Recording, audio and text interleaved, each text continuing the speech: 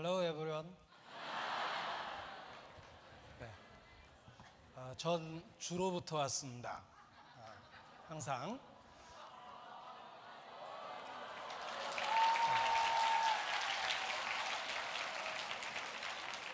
인사말을 제가 이렇게 하고 있습니다.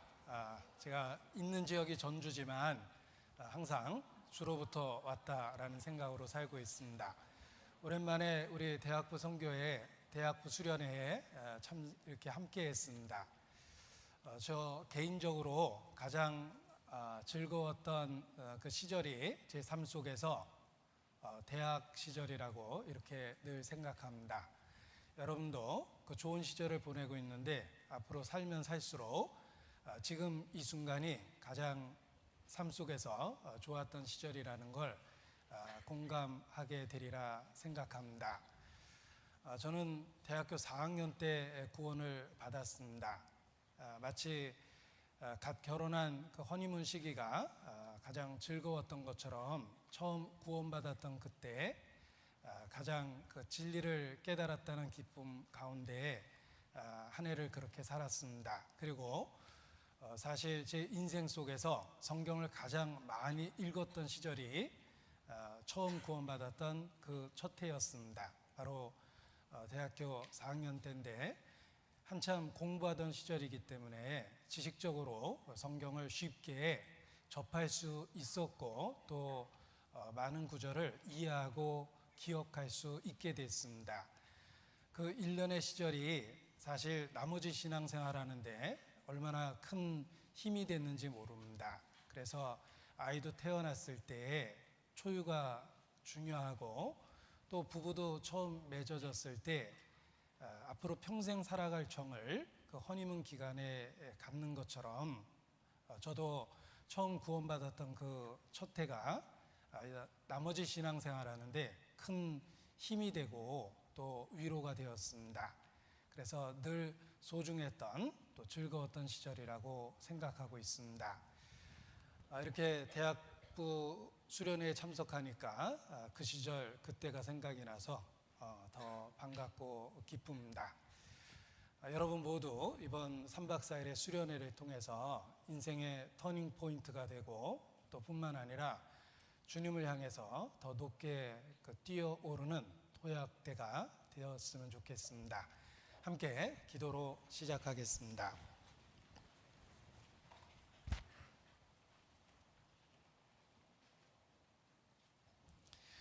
살아계시며 역사하시는 거룩하신 아버지 하나님, 소망 없었던 저희를 주의 놀라운 은혜로 구원해 주시고 하나님의 자녀 삼아 주신 것 진심으로 감사 찬양을 드립니다. 특별히 은혜를 더하심으로 젊은 시절에 구원받을 수 있도록 주님 섭리 가운데 인도해 주시고 또 주의 몸된 교회를 통해서 양육하고 보호해 주시는 것 더욱 주님께 감사 찬양을 드립니다. 우리가 살아가고 있는 이 시대에 주님을 만날 것과 같은 설레임 속에서 살 수 있는 마지막 시대라는 걸 일깨워 주시는 것도 주님께 감사를 드립니다. 마지막 때를 마지막 때처럼 살 수 있는 지혜를 주시고 또 마땅히 구별돼서 살 수 있도록 능력도 더해 주시기를 주님께 기도합니다.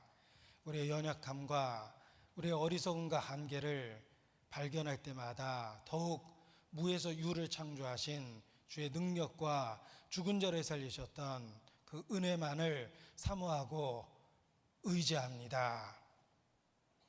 주님 손을 꼭 붙잡고 하루하루 주님과 동행하며 영원한 나라를 위해서 살 수 있도록 우리의 삶을 온전히 다스려 주시기를 주님께 간구합니다.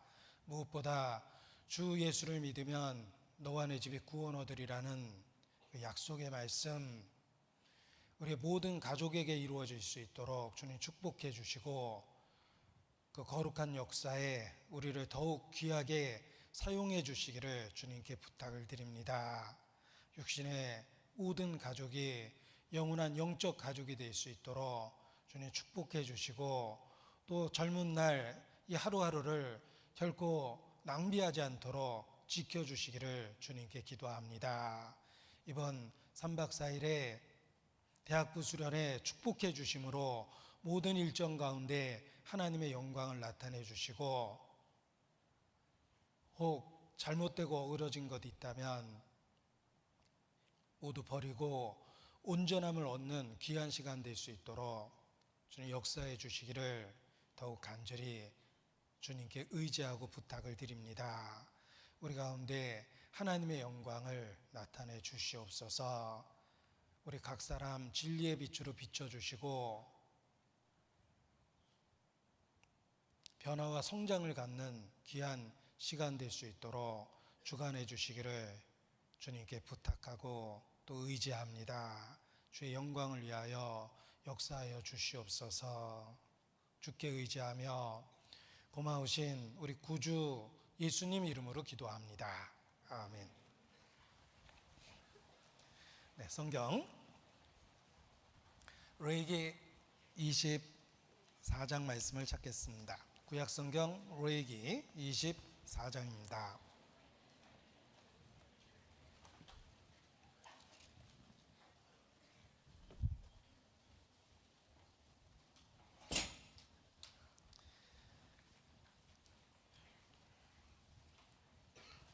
성경 레위기 24장 1절부터 제가 읽어드리겠습니다.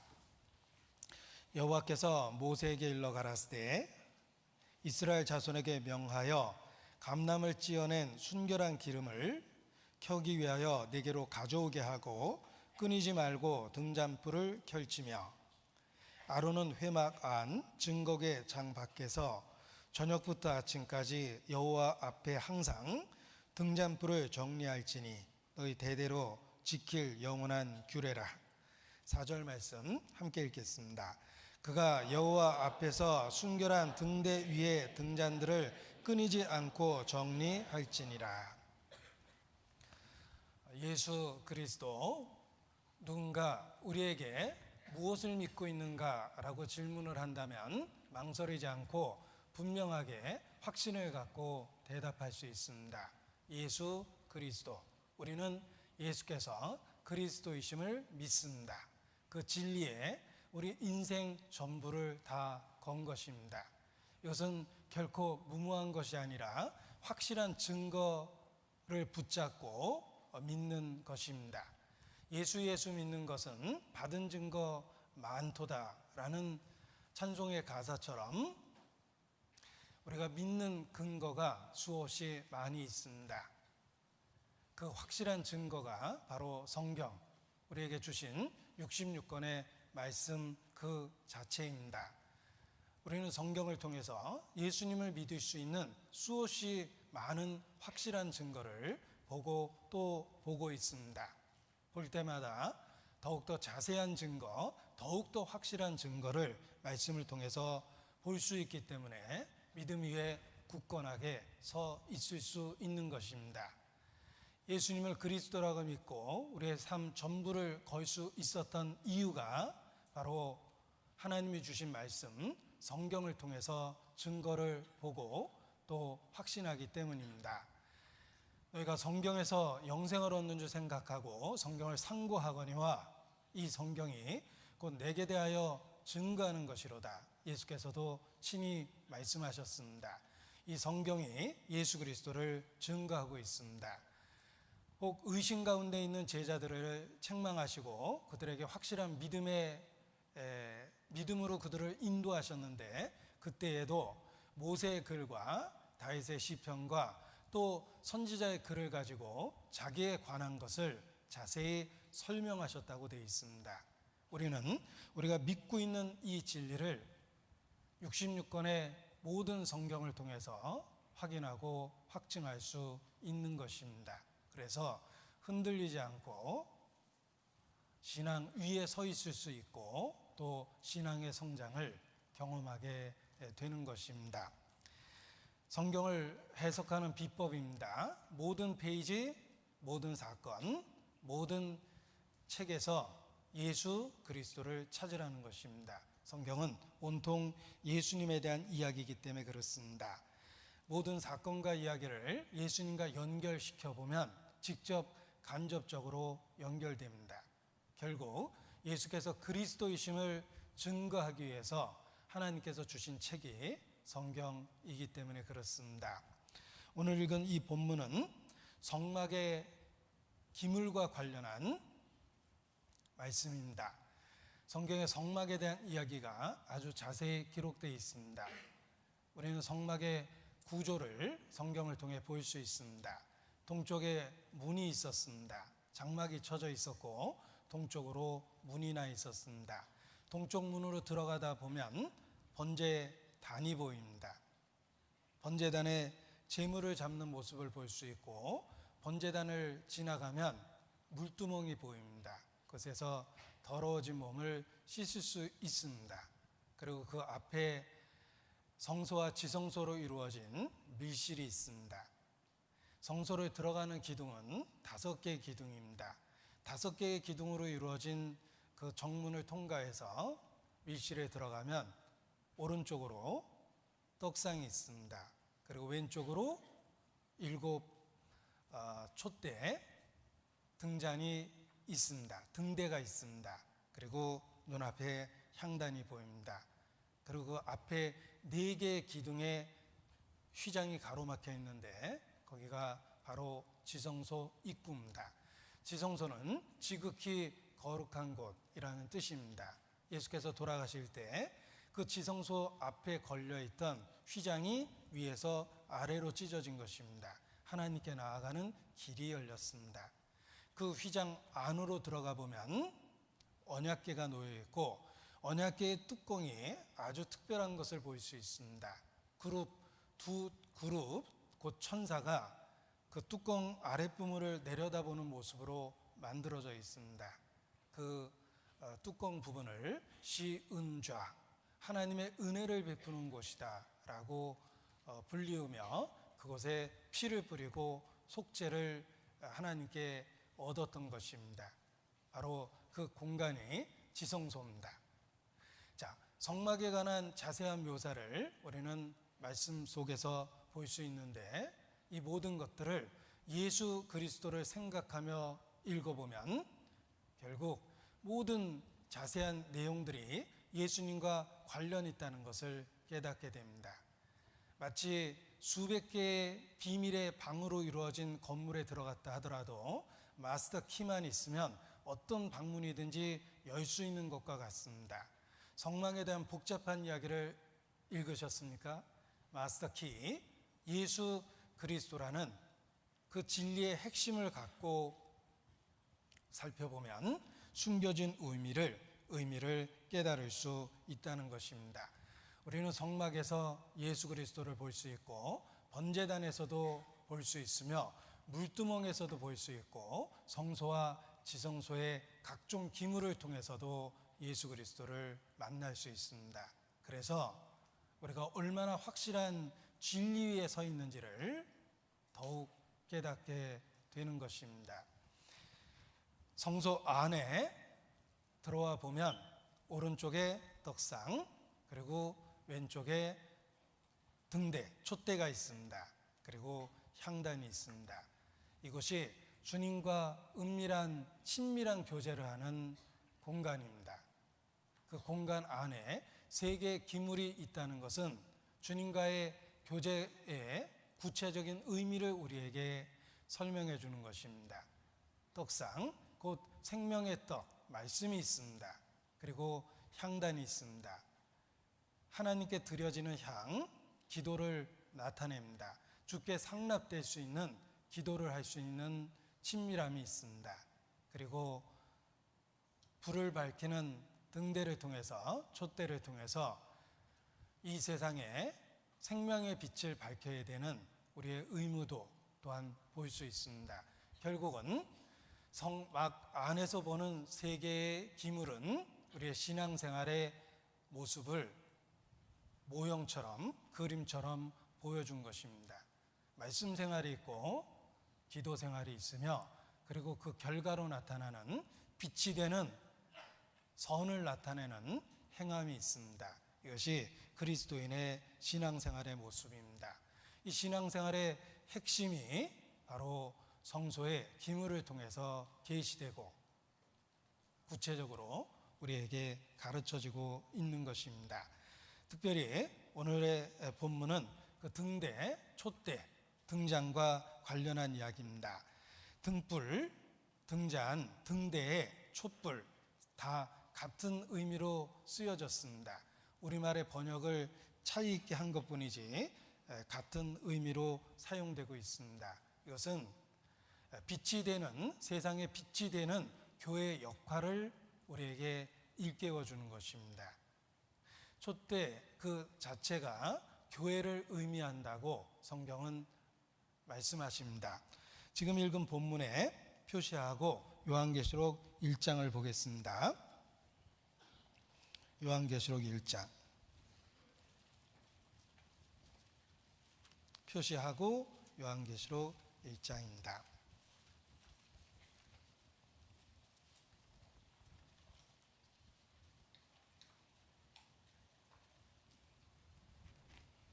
요한계시록 1장 20절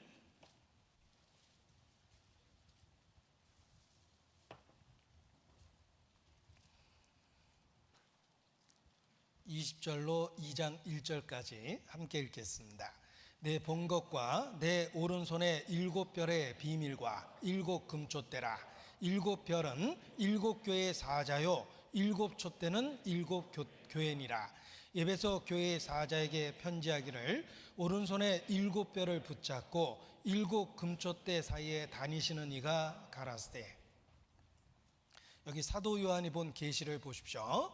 7 별과 7 금촛대에 대한 이야기가 있습니다. 그리고 바로 그 의미를 설명해 줍니다. 7 별은 7 교회의 사자입니다. 그리고 7 촛대는 바로 7 교회를 의미합니다.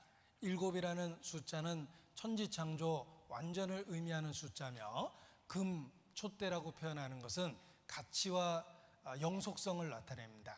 변하지 않는 영속적인 높은 가치가 있다는 뜻입니다.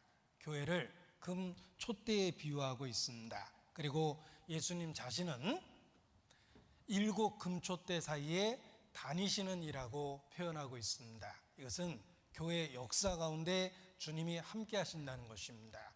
두세 사람이 내 이름으로 모인 곳에 나도 그들 중에 있다라는 말씀처럼 교회 가운데 주님이 계십니다. 보라, 세상 끝날까지 내가 너희와 항상 함께 있으리라.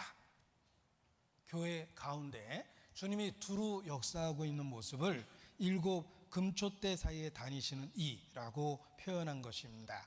이 말씀을 통해서도 촛대, 등대, 등불, 그것이 바로 교회를 의미하고 있다는 것을 알 수 있습니다. 그래서 교회가 어떻게 살아야 될지 그 모습을 구약의 등대로서 표현해 준 거라는 것을 알 수 있는 것입니다.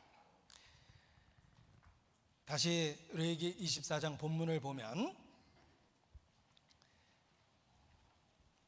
여기 등대의 등잔불을 밝히기 위해서 기름을 가져와야 된다라고 말씀을 하십니다. 이스라엘 자손에게 명하여 감람을 찧어낸 순결한 기름을 켜기 위하여 내게로 가져오게 하고, 등불을 밝히기 위해서 이스라엘 백성으로 하여금 감람 열매로 만든 기름을 가져오라고 말씀하십니다. 감람유 하나님이 지정해 주셨고, 또한 찧어낸 순결한 기름이라는 의미를 통해서 교훈의 교훈을 더해 주신 것입니다. 생각해 보면 등불을 위해서는 기름이 반드시 있어야 됩니다. 기름이 없다면 등잔은 또는 촛대는 아무런 의미가 없습니다. 기름이 있어야 등불이 자신의 역할을 할 수 있는 것입니다. 북한의 자동차 이야기를 귀순 용사들이 하는 걸 들은 적이 있습니다. 북한의 일부 고위층들이 자동차를 소유했는데 문제는 기름을 사는 것이 고위층이라도 쉽지 않다. 그래서 대부분 자동차는 있지만 자동차를 기름을 넣어서 사용하는 경우는 아주 드물다라는 이야기를 하는 것을 들은 적이 있습니다. 자, 아무리 비싼 자동차, 예를 들면 비싼 자동차, 예를 들면 아우디 이런 게 비싸겠죠. 아우디 이렇게 비싸다 이렇게 돼 있잖아요. 그런데 그런 비싼 자동차가 있다 하더라도 휘발유가 없으면, 기름이 없으면 아무 소용이 없습니다. 마찬가지입니다. 등대에 기름이 없다면 무슨 의미가 있겠습니까? 그래서 이스라엘 백성에게 감람을 찧어낸 순결한 기름을 계속해서 가져오라고 명하신 것입니다. 자, 기름이 없는 등대, 모양은 있지만 자기의 기능적인 역할을 하지 못하는 것을 그렇게 표현할 수 있습니다. 우리가 성경에서 기름 하면 제일 먼저 떠오르는 상징적 그 실체는 바로 성령입니다. 성령을 기름에 비유합니다. 그래서 메시아라는 말이 기름 부음을 받은 자라는 말의 직역이며, 이 기름은 하나님이 부어주시는 성령에 대한 의미입니다. 그래서 나사렛 예수에게 하나님께서 성령과 능력을 기름 붓듯 하심에 저가 두루 다니시고 착한 일을 하시고 마귀에게 눌린 자를 고치셨다라고 표현되어 있는 것입니다. 기름이 갖는 상징적 실체의 첫 번째는 바로 성령입니다. 성령을 표현할 때 기름 붓듯 하신다라는 말로 표현하셨기 때문에 그렇습니다. 등대에는 반드시 기름이 있어야 됩니다. 우리의 신앙에는 성령이 증거하는 그러한 믿음과 역사가 있어야 됩니다. 혹 그 옛날 예배소 성도들은 성령이 있음을 듣지도 못하였다라는 이야기를 합니다. 우리 시대에 그 예배소 교회 사람들처럼 성령이 있음을 내가 듣지도 못했다라고 표현하면 안 됩니다. 우리는 성령이 우리 안에 계시다는 것과 그가 어떻게 역사하시는지에 대한 분명한 지식과 이해가 있어야 됩니다. 기름 없는 등대가 아무 소용이 없는 것처럼 성령 없는 성도는 하나님 앞에 의미도 없고 가치도 없기 때문에 그렇습니다. 그런데 혹 성령에 대한 지식과 경험이 부족하여 그 옛날 예배소 사람들처럼 성령이 있음을 듣지도 못했다라는 표현을 쓰면 이 시대에 합당하지 않다는 것입니다. 사도행전 19장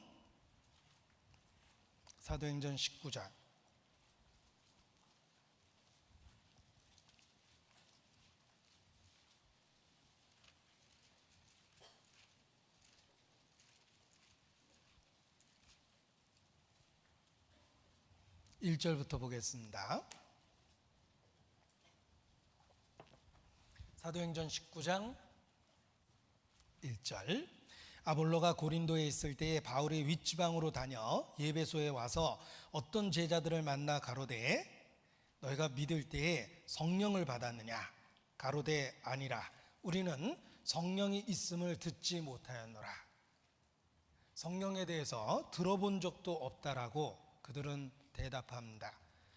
이때는 기독교 역사의 초기입니다.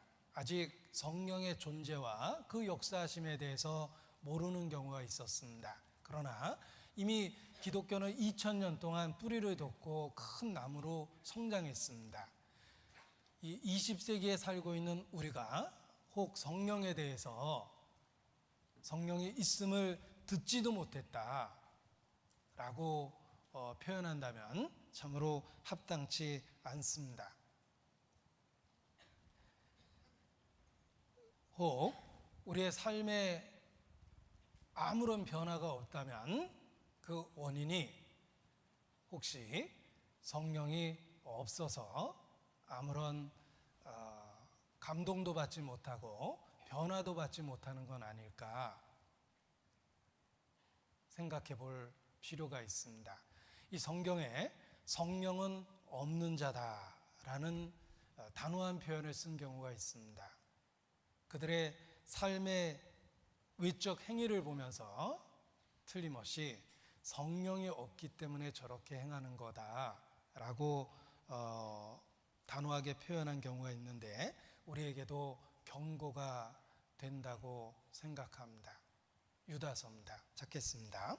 유다서 1장.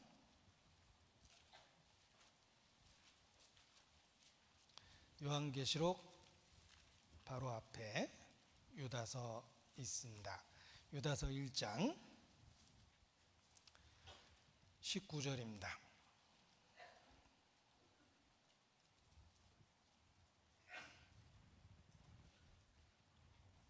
유다서 1장 19절 함께 읽습니다.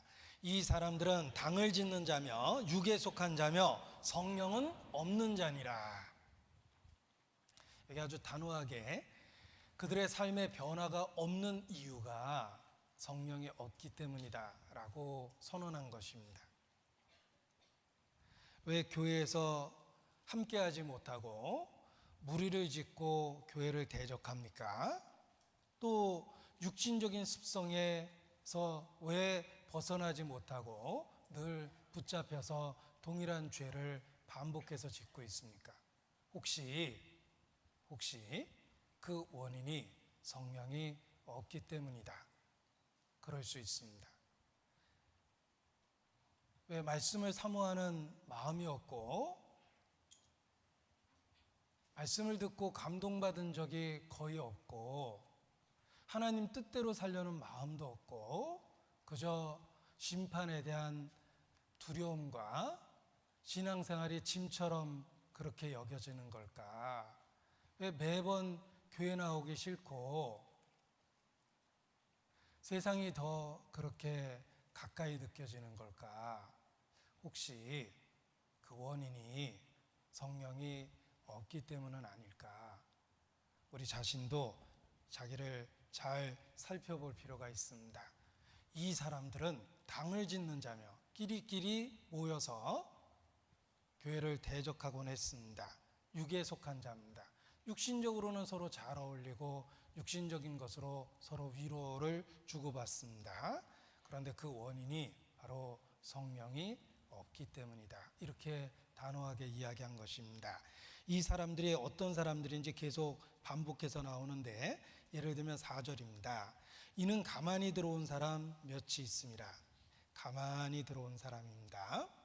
또 8절에 보면 그러한데 꿈꾸는 이 사람들도 그와 같이 육체를 더럽히며 권위를 업신여기며 영광을 회방하는도다. 10절 이 사람들은 무엇이든지 그 알지 못하는 것을 회방하는도다. 또 저희는 이성 없는 짐승같이 본능으로 하는 그것으로 멸망하느니라. 화 있을진저 이 사람들이여. 이 사람들이 자꾸 언급되어 있는데 크게 세 가지 패역한 모습을 갖습니다. 가인의 길로 행하고 발람의 어그러진 길로 몰려가고 고라의 패역을 쫓습니다. 이 사람들이. 12절 저희는 바로 이 사람들입니다. 기탄 없이 너희와 함께 먹으니, 함께 교제에는 있는 것처럼 보이지만 너희 애찬의 암초여 자기 몸만 기르는 목자여 바람에 불려가는 물 없는 구름이여 죽고 또 죽어 뿌리까지 뽑힌 열매 없는 가을나무다. 16절 이 사람들은 원망하는 자고 불만을 토하는 자며 그 정욕대로 행하는 자라. 그 입으로 자랑하는 말을 내며 이를 위하여 아첨하느니라. 19절 이 사람들은, 이 사람들이라고 표현한 그 여러 가지 묘사가 있습니다. 그들은 모임 속에 있지만 결코 모임과 하나 되지 못합니다. 그런데 그 원인이 바로 성령은 없기 때문이다. 그 원인이 성령이 없기 때문이다 라고 표현하고 있습니다. 혹 우리의 삶 속에서도 이 사람들 같은 모습이 있고 도무지 변화되지 않는다면 혹시 성령이 없기 때문에 그런 건 아닐까? 자기를 살펴볼 필요가 있습니다.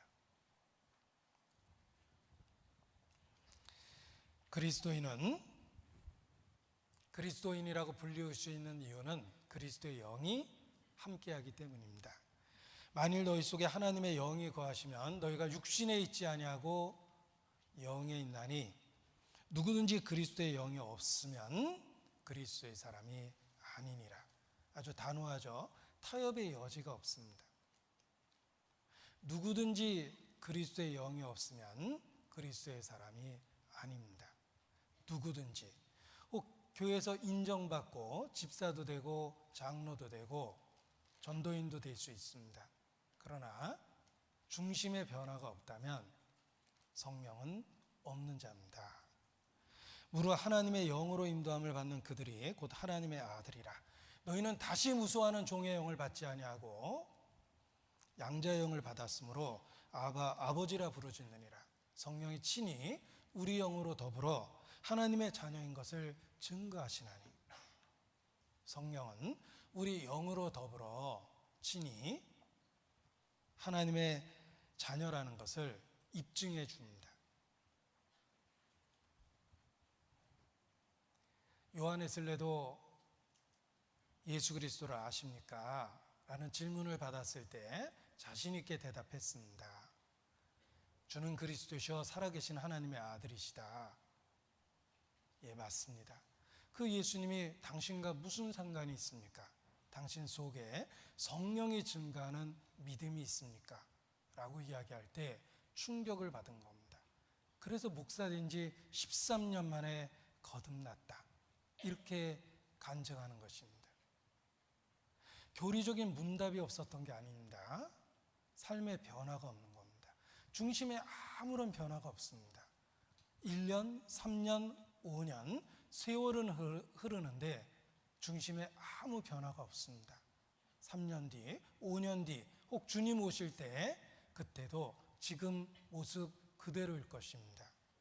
정말 그렇게 주님을 만날 수 있을 거라고 생각하십니까? 너희가 아들인 고로 하나님이 그 아들의 영을 그 마음 가운데 보내사 아바 아버지라 부르짖게 하셨다. 그리스도인의 참된 표식은 성령이 증가하는 믿음이 있다는 것입니다. 성령이 내 안에 오시면 어떤 변화가 생깁니까? 보라, 누구든지 그리스도 예수 안에 있으면 새 것이 되었나니 이전 것은 지나갔으니 보라, 새 것이 되었도다. 삶에 새 것이라고 표현할 수 있는 변화가 생깁니다. 근본적으로 삶의 방향성이 바뀝니다.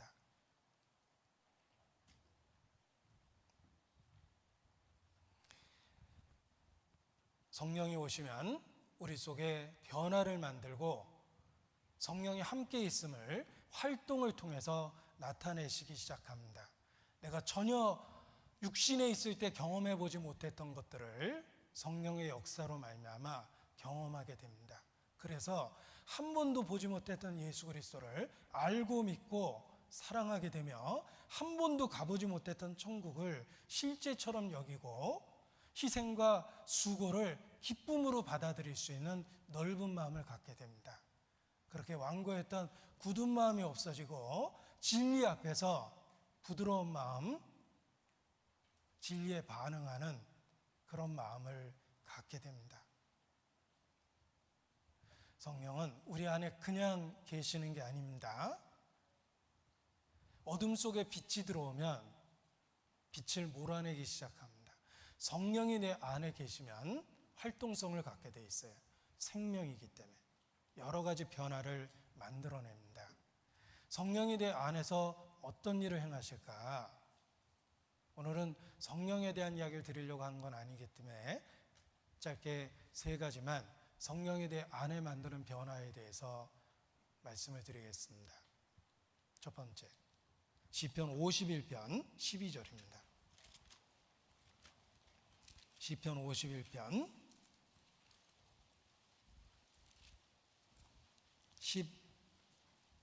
12절입니다.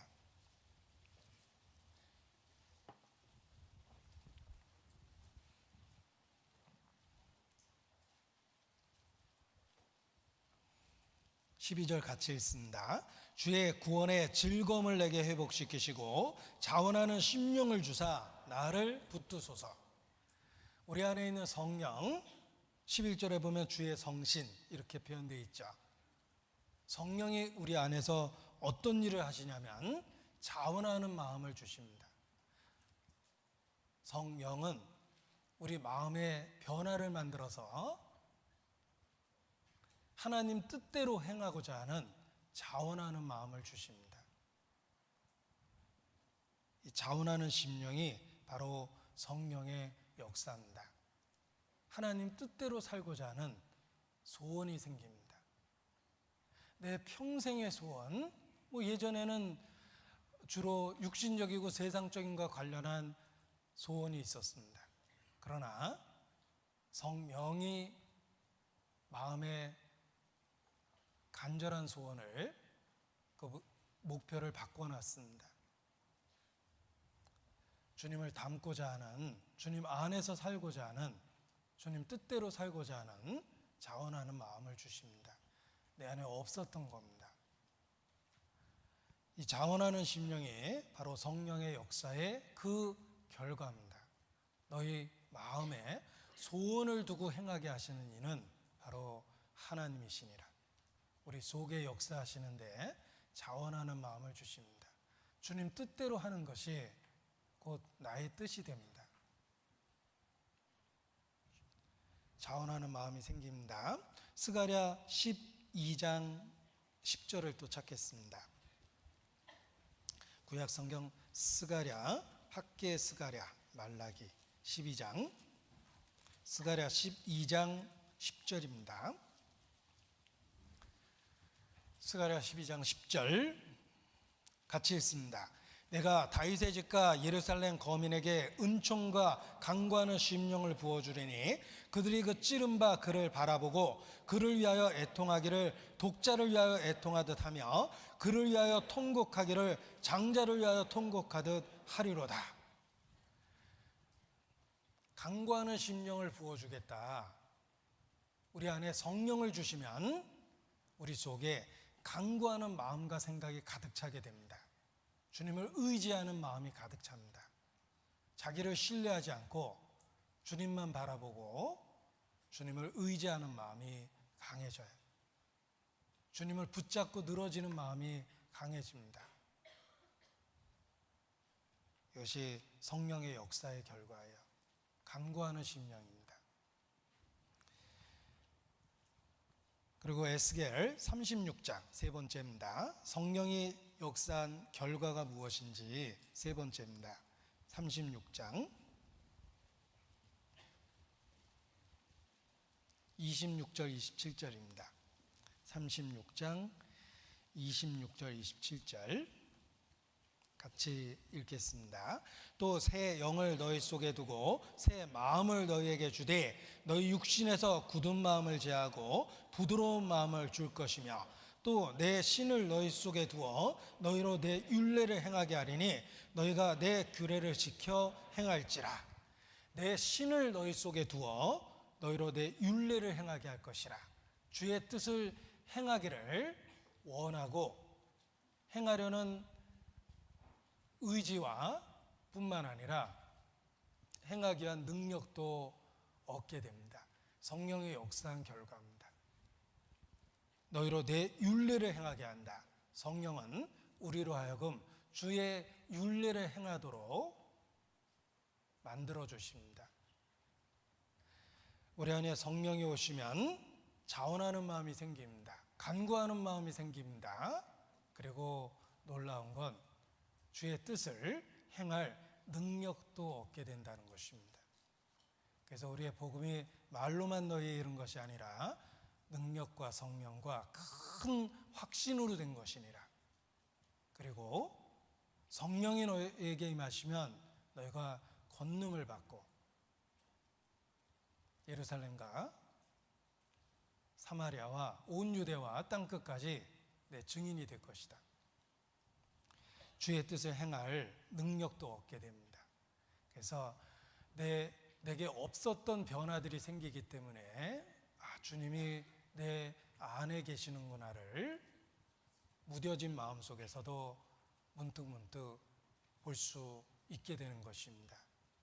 자원하는 마음, 간구하는 심령, 그리고 주의 율례를 행할 수 있는 마음과 능력을 성령께서 베풀어 주시기 때문에 그렇습니다. 이 성령은 우리에게 끊임없이 기름을 부어 주십니다. 그래서 교회로서 역할을 할 수 있도록 만들어 주십니다. 스가랴 4장을 보겠습니다. 스가랴 4장입니다.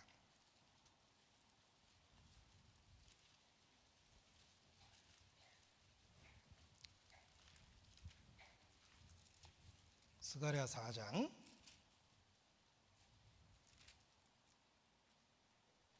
1절부터 제가 읽어드립니다. 1315페이지.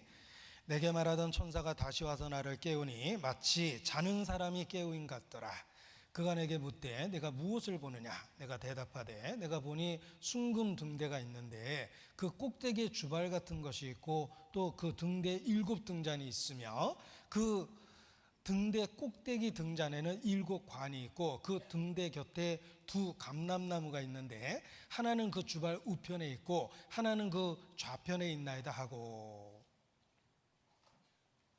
자, 이것은 천사를 통해서 스가랴가 보게 된 비전입니다. 환상입니다. 그리고 천사가 물어봅니다. 5절. 내게 말하는 천사가 대답하여 가로되 내가 이것들이 무엇인지를 알지 못하느냐? 내가 대답하되 내 주여 내가 알지 못하나이다. 13절. 그가 내게 대답하여 가로되 내가 이것이 무엇인지 알지 못하느냐? 대답하되 내 주여 알지 못하나이다. 저는 이 2구절을 읽으면서 위로가 됐어요. 아, 나만 모르는 건 아니구나. 응? 이 스가랴도 환상을 보기는 봤는데 그 의미가 무엇인지를 몰랐습니다. 그런데 그 의미를 설명을 해 주십니다. 그 등대에 관이 있는데 이 등대 관에 2 감람나무가 각각 기름을 계속 관을 통해서 등대로 부어주어서 등불이 계속 켜질 수 있도록 만들어주고 있습니다. 그래서 12절에 보면 다시 그에게 물어 가로되 금 기름을 흘려내는, 아까 금은 가치라고 그랬죠. 높은 가치가 있는 기름입니다. 금 기름을 흘려내는 2 금관 옆에 있는 이 감람나무 2가지는 무슨 뜻이니까? 자, 등대가 있습니다. 7 등잔이 있습니다. 바로 성소에서 보는 그 7 촛대의 모습입니다. 그런데 끊임없이 빛이 비춰질 수 있도록 각 등잔에 관이 다 있는데 그 관이 감람나무 가지와 연결되어 있다는 것입니다. 그래서 2 감람나무의 가지를 통해서 금관을 통해서 금 기름이 등잔에 계속 부어지고 있습니다.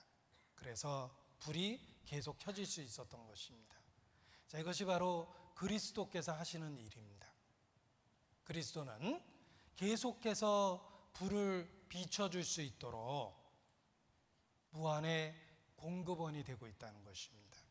그래서 14절에 가로되 이는 기름 발리온 자 둘이니 온 세상의 주 앞에 모셔서는 자니라. 그 감람나무 2가지가 주 앞에 있는 기름 발리온 자 둘이다, 이렇게 표현하고 있습니다. 자, 이 기름 발리온 자 둘이 무엇일까? 본문을 반복해서 읽으면서 여러 가능성을 찾아낼 수 있었습니다. 첫 번째는 대제사장 여호수아와 그리고 총독이었던 스룹바벨, 그 시대의 하나님의 사람들입니다. 그들을 통해서 이스라엘을 지켜내시는 주님의 역사를 보여줍니다. 대제사장 여호수아, 총독이었던 스룹바벨, 그들이 하나님 앞에 선 2사람입니다. 그리고 이들의 모습 자체가 그리스도를 궁극적으로 증가합니다. 그리스도는 기름 부음을 받은 자란 뜻이며 기름 부음을 받은 자는 3가지 직분을 갖고 있습니다. 선지자, 제사장, 왕. 여호수아는 제사장의 모습이며 스룹바벨은 총독, 왕의 모습입니다. 결국 궁극적으로 그리스도의 사역을 의미합니다. 그리스도를 통해서 우리에게 주시는 은총은 은혜와 진리입니다. 예수 그리스도 안에 은혜와 진리가 가득합니다.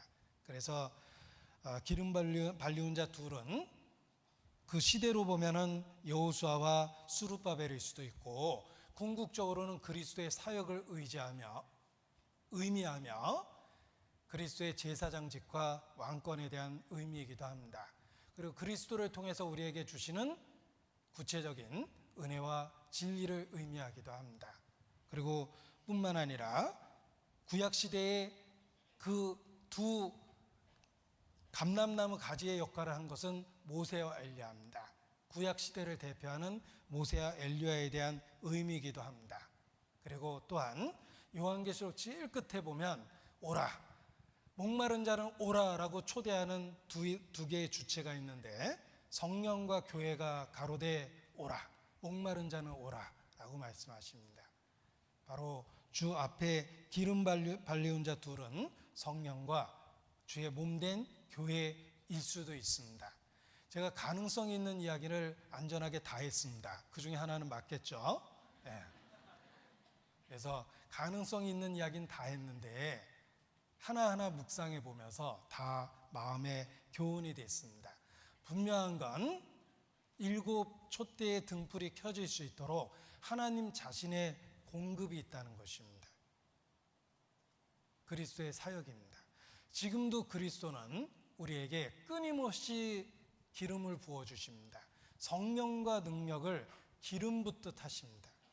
그래서 빛이 비춰질 수 있도록 만들어 주십니다. 그래서 그리스도의 사역을 이러한 말씀을 통해서 볼 수 있는 것입니다. 지금 우리 가운데 두루 역사하시는 그리스도의 사역을 이 모형을 통해서 볼 수 있는 것입니다. 자, 그런데 이 기름을 이스라엘 백성에게 명하여 가져오라고 하셨습니다. 이것은 반드시 교회 각 구성원의 협력 속에서 이루어질 것을 일깨워 주시는 것입니다. 오늘의 본문 레위기 24장 다시 봅니다. 레위기 24장. 이스라엘 자손에게 명하여 감람을 찌어낸 순결한 기름을 켜기 위하여 내게로 가져오게 하고 끊이지 말고 등잔불을 켤지며, 여기 명하여라는 단어를 쓰셨습니다. 명한다라는 말이 굉장히 엄격한, 반드시 수행해야 될 명령으로 되어 있습니다. 단순한 권유도 아니며 선택사항도 아닙니다. 이것은 명하신 것입니다. 강제성 있는 것입니다. 주님의 강한 명령으로 우리에게 주신 것입니다. 감람유를 끊이지 않게 가져오도록 명령하셨습니다. 성막에 있는 기물들은 단 한 번의 헌신으로 준비된 것입니다. 그렇죠?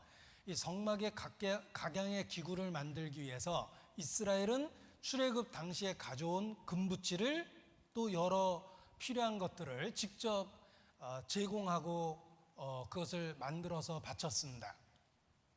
그런데 그 모든 기구를 바칠 때는 단 한 번의 희생과 헌신으로 된 것입니다. 그러나 기름을, 등불을 끊이지 않게 켜기 위해서 가져오라고 명령하셨을 때는 계속적인 명령을 주신 것입니다. 존재하는 한 계속해서 기름을 가져오는 것입니다. 그래서 헌신을 비교해 보면 성막의 기구들을 만들 때는 일회성 헌신이며, 기름을 준비해서 가져오게 할 때는 계속적이고 반복적이고 지속적인 명령을 준 겁니다.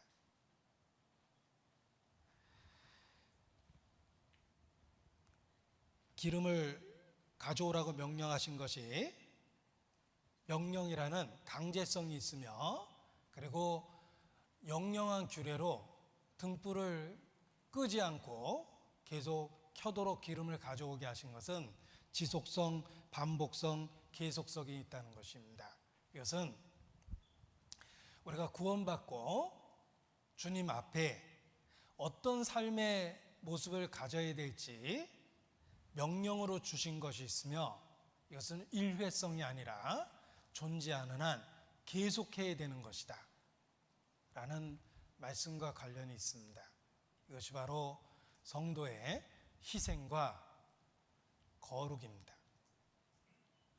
찌어낸 기름, 희생과 수고입니다. 순결한 기름, 거룩입니다. 바로 헌신과 거룩은 우리가 이 땅에 존재하는 한 반복적이고 계속적이며 지속적으로 해야 될 것이라는 것입니다. 그것도 선택의 자유가 있는 것이 아니라 성도라면 마땅히 행할 의무로 주신 거라는 것입니다. 그것이 감람, 곧 찌어낸 순결한 감람류를 가져오라고, 계속해서 가져오라고 명하신 주님의 뜻입니다. 기억하십시오. 헌신과 거룩은 살아있는 한 계속돼야 될 성도의 의무라는 것입니다. 이 마땅히 해야 될 일을 의무라고 표현하는데 이 성경에 마땅하다라는 말이 참으로 많이 나옵니다. 100 몇 번 정도 나오는데 그거 어떻게 아냐면 다 세어봤습니다. 이 마땅하다는 말이 참 많이 나오더라고요. 성도로서 선택의 자유가 있는 것이 아니라 마땅히 행해야 될 의무라는 것이 있는데 그것은 헌신과 거룩과 관련해서는 마땅히 행할 의무라는 것입니다. 에베소서 5장 3절입니다. 에베소서 5장 3절.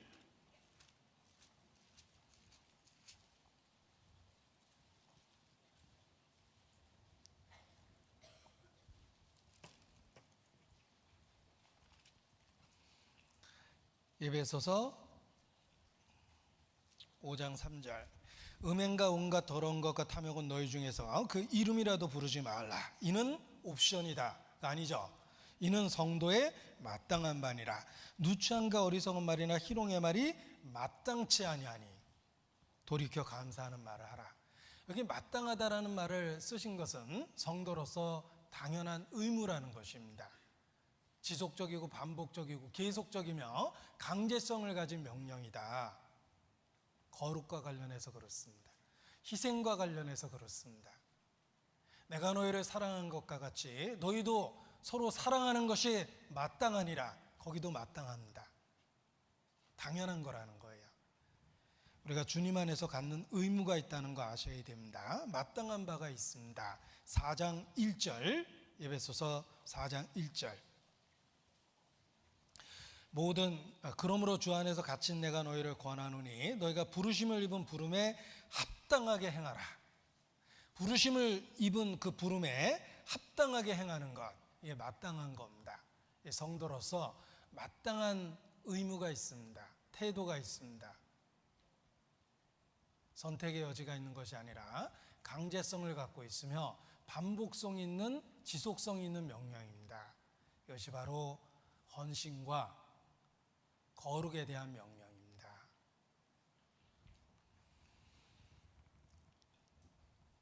우리에게 등잔불에 기름을 공급하라는 그 말씀을 통해서 주신 교훈은 바로 헌신과 거룩에 대한 지속적 명령입니다. 찌어낸 순결한 기름을 끊이지 말고 가져오라는 것입니다. 불이 켜질 수 있도록. 그것이 이 땅에서 우리가 살아있는 한 성도로서 행해야 될 의무를 나타내는 것입니다. 자, 찌어낸 순결한 감람유입니다. 기름이 만들어지는 과정을 생각해 보십시오.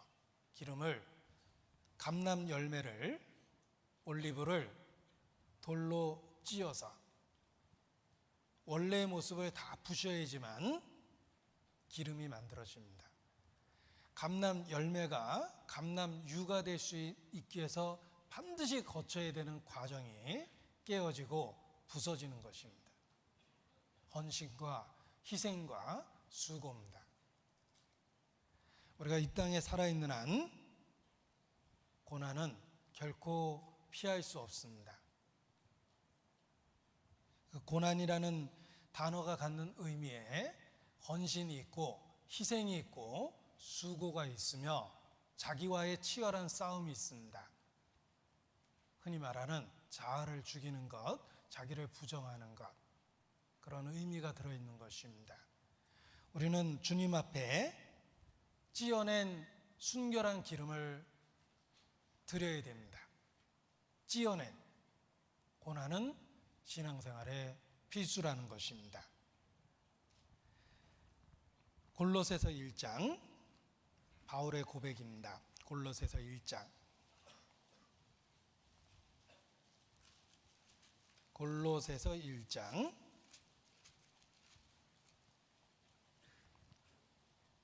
24절입니다.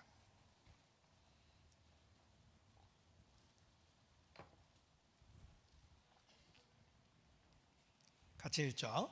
내가 이제 너희를 위하여 받는 괴로움을 기뻐하고 그리스도의 남은 고난을 그의 몸된 교회를 위하여 내 육체에 채우노라.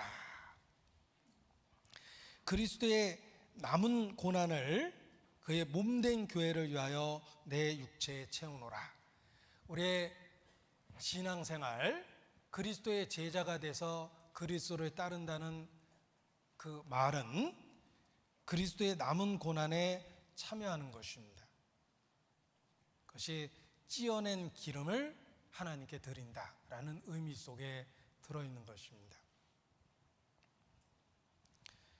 그리스도의 남은 고난에 우리가 참여하는 것, 그것이 신앙생활의 중요한 한 부분입니다. 예수께서도 말씀하셨습니다. 누구든지 나를 따라오려거든 자기를 부인하고 자기 십자가를 지고 날마다 나를 쫓아야 될 것이니라 말씀하셨습니다. 우리의 매일의 신앙생활은 자기를 부정하고 자기 십자가를 지고 주님을 따르는 것입니다. 그것이 그리스도의 남은 고난에 참여하는 것이다 라고 말씀드릴 수 있습니다. 빌립보서 1장 29절도 보겠습니다. 빌립보서 1장 29절입니다. 빌립보서 1장 29절.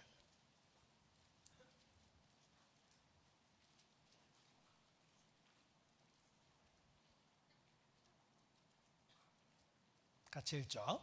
그리스도를 위하여 너에게 은혜를 주신 것은 다만 그를 믿을 뿐 아니라 또한 그를 위하여 고난도 받게 하심이라. 예수 그리스도를 위하여 받는 고난에 참여하는 것, 이것이 그리스도의 남은 고난을 자신의 육체에 채우는 것입니다. 이것이 자기 십자가를 지고 예수님을 따르는 모습입니다. 이것이 찌어낸 기름을 주님께 날마다 드리는 모습이기도 합니다. 그를 위하여 고난에 참여하는 것, 이것이 우리 신앙생활의 중요한 한 부분이라는 것입니다. 대학교를 순회하며 집회를 했던 기억을 소중하게 갖고 있습니다. 그래서 그 집회했던 거의 대부분의 대학에 모임이 생겼습니다. 그런데 먼저 구원받은 학생들이 집회 장소를 준비하고 강사를 초대해서 집회를 하곤 했는데 대부분 기약할 때 10시까지 끝내겠다라고 학교 그 관계자하고 약속을 합니다. 그런데 막상 집회를 하고 자리 정리를 하고 또 남은 자리에서 상담하다 보면 10분, 20분 늦어지는 경우가 있습니다. 그런데 책임자는 사실 퇴근한 시간이기 때문에 늦게 끝나는지 잘 모르는데 문을 닫는 수위 아저씨가 꼭 와서 매일 야단을 쳤습니다. 그날도 야단을 쳤습니다. 그런데 한 형제가 지나가다가 형제들이 서가지고 야단 맞으니까 거기에 슬그머니 뒤로 가서 같이 고개 푹 숙이고 쓰는 모습을 봤습니다. 저는 사실 피하여 갔는데 늦게 끝났다고 야단 맞는구나 하고 이거 제가 이렇게 피하여 갔는데 한 형제가 거기 걸어와서 줄 서서 이렇게 저 고개 숙이고 야단 맞는 뒤에 슬그머니 이렇게 서서 자기도 이렇게 고개 푹 숙이고 반성하는 표정을 짓더라고요. 제가 정말 마음에 큰 감동과 교훈을 받았습니다. 그래서 굉장히 오래전에 있었던 일인데도 아직 지워지질 않아요. 형제들이 야단 맞으니까 그 야단 맞는 사람에게 위로가 되게 하려고 그 뒤에 같이 서준 겁니다. 그 마음을 정말 주님이 만들어주신 마음이라고 생각을 했어요. 피할 수도 있었던 고난을 스스로 자취한 겁니다. 그러면서 이미 고난받는 형제들에게 위로를 준 거예요. 그러한 누군가의 작은 희생이 모여서 우리 자신도 구원을 받은 거라고 생각합니다. 그리스도의 남은 고난에 참여해야 됩니다. 우리에게 은혜만 주신 것이 아니라 고난에 참여할 수 있는 기회도 주셨기 때문에 그렇습니다. 찌어낸 기름을 주께 매일의 삶 속에서 드려야 됩니다. 디모데후서 1장입니다. 디모데후서 1장 8절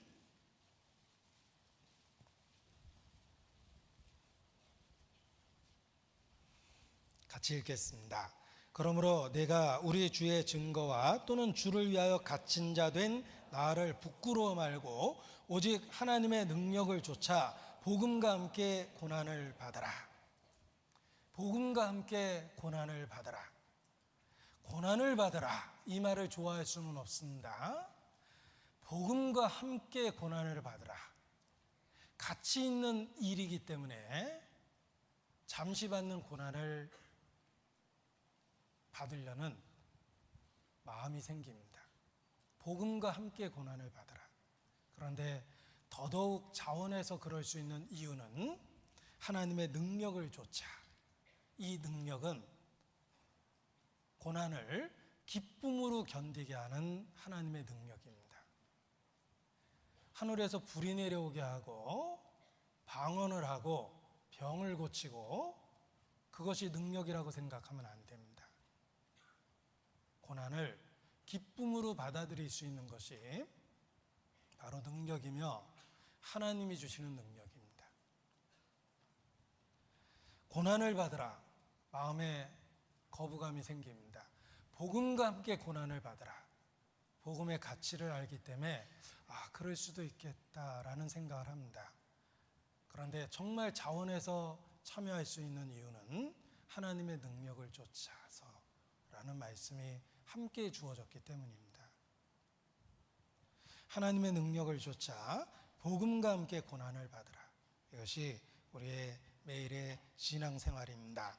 디모데후서 2장 3절도 마찬가지입니다. 후서 2장 3절 같이 읽죠. 내가 그리스도 예수의 좋은 군사로 나와 함께 고난을 받을지니. 특수부대 나온 것을 평생 자랑으로 여기며 사는 사람 많습니다. 어렵게 군대 생활한 만큼 자부심이 생겼을 겁니다. 한 번 해병은 영원한 해병. 그 어렵게 군대 생활했던 만큼 자부심을 평생 갖고 삽니다. 우리도 마찬가지입니다. 좋은 군사로 영원히 영광을 받을 수 있는 방법이 복음과 함께 고난을 받는 것입니다. 하나님의 일꾼과 함께 고난을 받는 것입니다. 교회와 함께 고난을 받는 것입니다. 이것이 우리가 주님께 드리는 찌어낸 기름이라는 것입니다. 기름은 생각해 보십시오. 자신을 태워서 빛을 만들어냅니다. 우리도 마찬가지입니다. 어떻게 우리의 빛을 세상에 비추게 할 수 있겠습니까? 너희의 빛을 비춰서 들어오는 사람으로 하여금 너희의 선행을 보고 하나님에게 영광을 돌리게 하라 그러셨는데 우리의 빛을 어떻게 비출 수 있겠습니까? 기름을 태워서 빛을 만들어내야 됩니다. 고난을 자체하고 희생과 헌신을 기뻐하면서 빛을 만들어내야 됩니다. 자기 십자가를 지면서 빛을 만들어내야 되고, 자아와의 치열한 싸움, 매일의 삶 속에서 자아를 죽이는 것을 통해서 복음의 빛을 비춰야 됩니다. 그것이 우리의 신앙 생활의 모습이 되어야 되는 것입니다. 고린도후서 4장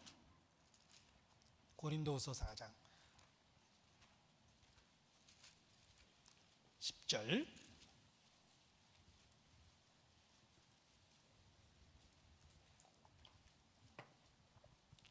고린도후서 4장 10절.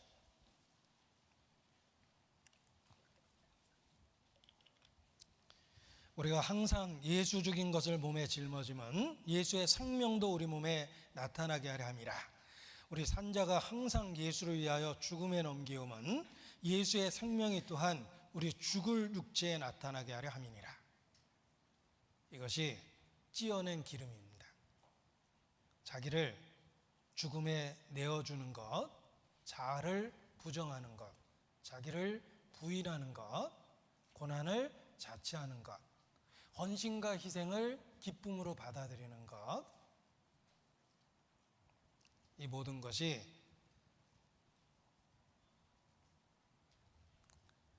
예수 죽인 것을 몸에 짊어지면 주님의 십자가를 짊어지고 살아가는 우리의 신앙생활의 모습이 되어야 됩니다. 그래야만 세상을 향해서 빛을 보여줄 수 있는 것입니다.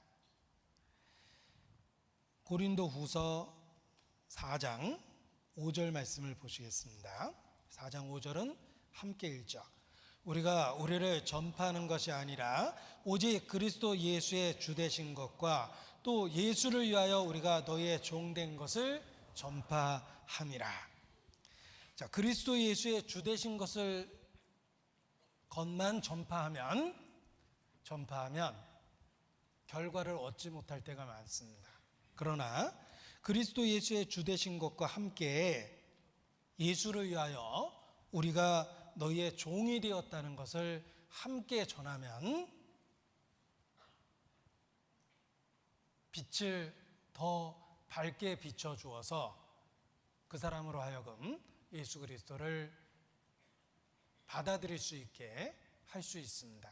그래서 전도는 단지 그리스도 예수의 주되신 것만을 전파하는 것이 아니라 우리 자신도 그리스도의 고난에 직접 참여하는 것입니다. 그래서 복음을 위해서, 예수를 위하여 기꺼이 당신의 종이 되겠다라는 마음과 생각과 태도를 희생과 헌신으로 나타내야 됩니다. 그래야만 이 복음이 힘있게 전파될 수 있는 것입니다. 성경은 우리에게 단지 희생하고 수고하라는 것이 아닙니다. 믿음으로 결과를 보고 심으라고 이야기하십니다. 그래서 희생한다라는 말보다는 심는 것입니다. 심는 것은 버리는 게 아닙니다. 결과를 기대하고 현재의 것을 포기하는 게 심는 것입니다. 우리의 고난에 참여하는 것, 헌신, 희생, 수고를 스스로 자취하는 것은 단순한 희생이 아니라 주님이 주신 결과를 믿음으로 바라보고 심는 것입니다. 그래서 부득불할 일이 아니라 기쁨으로, 즐거움으로 자원해서 할 수 있는 것입니다. 찌어낸 기름을 주님께 드려야 되겠습니다. 우리의 수고가 결코 헛되지 않기 때문에 그렇습니다. 자, 그리고 주께 드려지는 기름은 찌어낸 순결한 기름입니다. 기름이 만들어지는 과정을 생각해 보십시오. 올리브 열매를 돌로 찧어서 원래 모양을 없애버립니다. 깨버리죠. 부셔버립니다. 더 많이 부서질수록 많은 기름을 만들어냅니다. 그런데 그 깨어지고 부서지는 과정 속에서 이물질이 들어갑니다. 그래서 순결한 기름을 얻어내기 위해서는 또 한 번의 공정이 필요합니다. 예를 들면 유대인들은 바구니나 또는 미세한 천을 통해서 기름을 걸렀습니다. 그래서 오물이 있다면 걸러내고 순전한 상태의 기름만 아랫부분으로 빠지도록 그렇게 했습니다. 그래서 100% 순결한 기름을 만들어낼 수 있었던 것입니다. 하나님께서 요구한 기름은 순결한 기름입니다. 그 어떠한 세미한 불순물까지 걸러낸 상태로 하나님께 드려져야 되는 것입니다. 이것은 우리의 신앙생활에 반드시 거룩이 수반돼야 된다라는 것을 가르쳐 준 것입니다.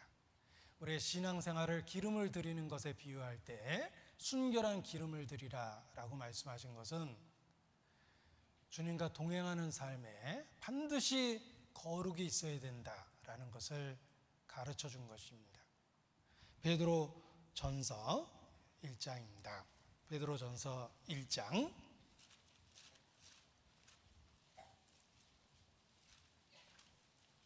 15절 16절입니다.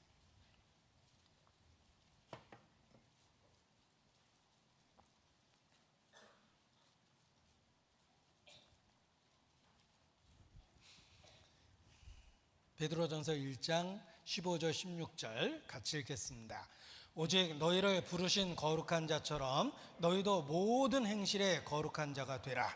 기록하였을 때 내가 거룩하니 너희도 거룩할지어다 하셨느니라.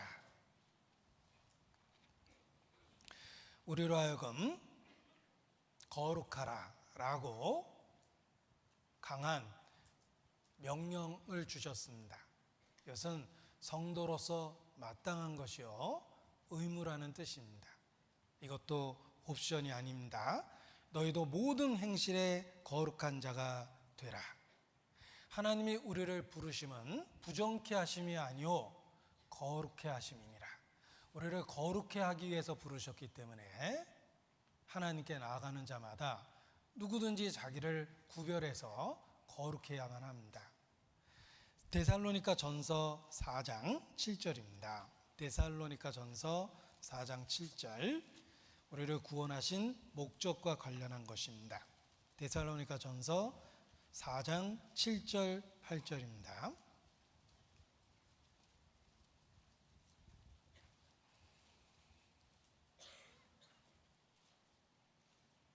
(7절) (8절) 같이 읽죠. 하나님이 우리를 부르심은 부정케 하심이 아니요 거룩케 하심이니 그러므로 저버리는 자는 사람을 저버림이 아니요 너희에게 그의 성령을 주신 하나님을 저버림이니라. 거룩은 필수입니다. 우리를 부르신 그 목적 자체가 거룩에 참여케 하신 것입니다. 깨끗한 기름을 드려야만 하나님이 받으실 수 있습니다. 우리가 구별되어 있어야지만 하나님이 우리를 사용하실 수 있습니다. 그래서 하나님께 드려지는 기름은 반드시 순결한 기름, 거룩의 상태를 유지해야 되는 것입니다. 디모데 후서 2장을 보겠습니다. 거룩에 참여해야 될 이유가 있습니다. 디모데후서 2장 21절,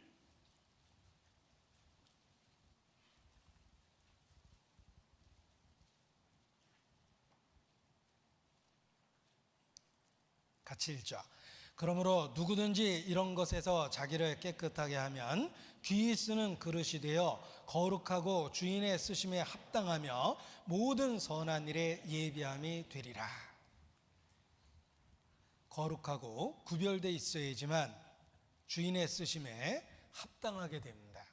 모든 선한 일에 예비함이 됩니다. 하나님이 쓰시는 다양한 용도로 다양하게 쓰신다는 것입니다. 그런데 우리에게 주신 거룩이라는 명령은 불행하게도 치열한 공격을 받게 되어 있습니다. 첫 번째는 우리 본성 속에 내재되어 있는 죄성에 의한 공격입니다. 그리고 우리를 둘러싼 세상이 우리의 거룩해 하려는 의도를 무시하고 또한 우리에게 끊임없는 공격을 걸어옵니다. 그리고 세상 속에 함께 역사하는 악한 자의 영, 공중의 권세 잡은 사탄이 또한 우리를 끝없이 공격해 옵니다. 거룩이라는 진지를 적들이 끊임없이 공격한다는 것입니다. 그래서 내가 거룩하게 살고자 결단하고 결심하고 노력할수록 그 치열한 적의 공격을 받게 돼 있습니다. 이런 그 재미난 교훈적인 예화를 들었습니다. 이 세상에 사탄의 역사가 많다고 그러는데 난 전혀 모르겠다. 도대체 사탄의 역사가 무엇이고 사단의 유혹이 무엇인가 잘 모르겠다라고 이렇게 이야기하니까 어떤 분이 지혜롭게 대답하기를, 당신이 사탄의 역사를 경험하지 못하는 이유는 사단과 같은 방향으로 걸어가고 있기 때문입니다. 그래서 그를 본 적이 없는 것입니다. 그러나 당신이 삶의 방향을 바꿔서 하나님을 향해서, 거룩을 향해서 의의 소원을 갖고 방향을 바꿔서 걷기 시작한다면 당신과 끊임없이 부딪히는 사탄을 볼 수 있을 것입니다. 이렇게 교훈했습니다. 그렇습니다. 우리가 본성대로 살 때는 무엇이 사탄의 유혹인지조차도 알지 못합니다. 왜냐하면 사탄과 같은 방향으로 걸어가고 있기 때문에 그렇습니다. 그러나 삶의 방향을 전환하면 끊임없이 부딪히는 적의 공격을 경험하게 됩니다. 내 본성 속에 있는 죄가 얼마나 악랄하고 치열한지도 알게 되고, 세상이 얼마나 하나님으로부터 멀어지고 하나님을 대적하고 있는지도 알게 될 겁니다. 그리고 사단은 결코 죽지 않았다는 것도 알게 될 거예요. 적의 치열한 공격을 받게 됩니다. 누구든지 그리스도 안에서 경건하게 살고자 하는 자, 거룩을 열망하는 자는 반드시 핍박을 받게 되어 있습니다. 여기 3장 12절에 그런 말씀이 있습니다. 같이 읽죠. 3장 12절. 무릇 그리스도 예수 안에서 경건하게 살고자 하는 자는 핍박을 받으리라. 그리스도 안에서 거룩을 삶의 목표로 삼으면 끊임없는 치열한 적들의 공격을 받게 될 것입니다.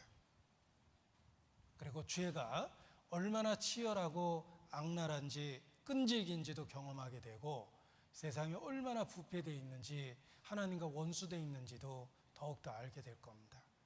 그리고 사탄의 사탄됨을 깨달을 거예요.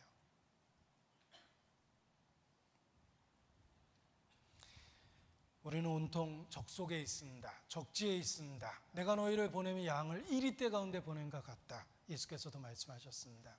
둘러보면 다 적들입니다. 우리의 거룩이라는 그 진지를 끊임없이 적들이 공격해 옵니다. 피 흘리기까지 싸워야 됩니다. 쉽게 백기를 들고 항복하면 죄가 만들어내는 온갖 수치를 다 경험하게 됩니다. 적에게 항복한다는 것이 어떤 의미입니까? 우리 역사 속에서 처절하게 수도 없이 배웠습니다. 우리는 끊임없는 외침을 당했는데 불행하게도 수없이 적에게 짓밟히기만 했습니다. 항복한다는 게 어떤 의미를 갖는지 역사에 그 끔찍한 역사를 배워볼 필요가 있습니다. 하물며 영적으로 그러합니다. 영적으로 백기를 들면 죄가 만들어내는 온갖 수치를 다 당해야 되는 거예요. 그 수치를 미리 기억하면 싸울 때 치열하게 싸울 수 있습니다. 한밤중에 집에 강도가 들어왔습니다. 강도에게 항복하는 순간 가족의 생사를 잔인한 강도 손에 맡겨야 돼요. 죽이면 죽는 거예요. 가족의 생사를 강도의 손에 맡기겠습니까? 가족의 생사를 위해서라도 치열하게 싸워야 되는 거예요. 지면 나만 죽는 게 아니라 온 가족이 다 죽는 거예요. 피 흘리기까지 싸워야 됩니다. 하물며 죄와 싸울 때 그러합니다. 죄는 싸우되 피 흘리기까지 싸워야 됩니다. 타협하면 안 되는 거예요. 타협하면 내 삶에 온갖 수치를 다 당하게 됩니다. 원수의 조롱을 당하게 됩니다. 내가 믿는 복음을 사람들이 얕잡아 봅니다. 내가 믿는 거룩한 구주의 이름을 내 스스로 욕되게 했다라는 자책감 속에서 살아야 됩니다. 죄는 피 흘리기까지 싸워야 되며 결코 항복할 수는 없습니다. 순결한 기름을 드리기 위해서 우리는 치열한 전투에 참여해야 됩니다. 그것이 우리의 신앙생활입니다. 이 순결한 기름은 불순물이 전혀 들어가지 않은 기름일 뿐만 아니라 또 하나 그 어떤 혼합물도 섞이지 않은 기름이 순결한 기름입니다. 우리가 바칠 기름은 혼합된 기름이 아닙니다. 100% 감람유로 드려야 되는 것처럼 그 어떤 것도 섞어서는 안 되는 겁니다. 하나님께 쓰여지는 기름의 종류 중에 부어드리는 기름 같은 경우에는 향기를 내는 향재료를 섞어서 만듭니다. 그래서 발랐을 때 향기가 퍼졌어요. 그러나 등잔 위에 붓는 기름은 절대로 향유를 써서는 안 됩니다. 향재료를 섞으면 태울 때 악취가 나거든요.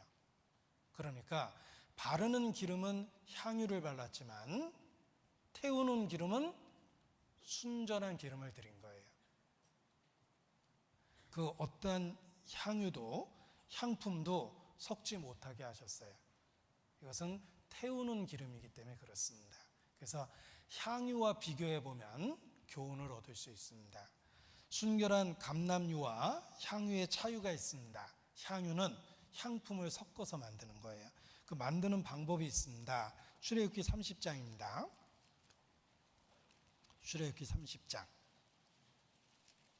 22절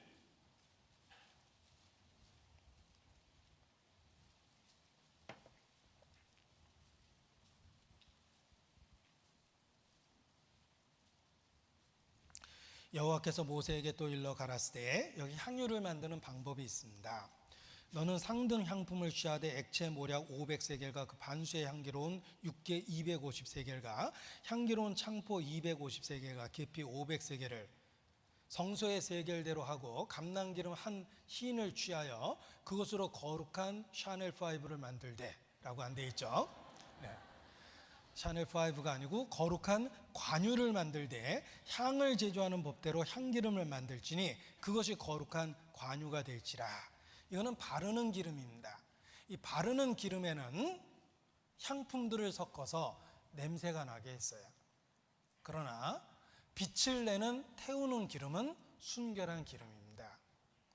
우리가 혹 전도를 위해서 향품을 취하듯이 세상적인 것을 섞어서 전도할 수 있습니다. 우리가 세상 사람에게 전도하기 위해서 세상 것을 섞어서 전도할 수 있습니다. 그게 어떤 의미에서는 적의 무기를 사용하는 겁니다.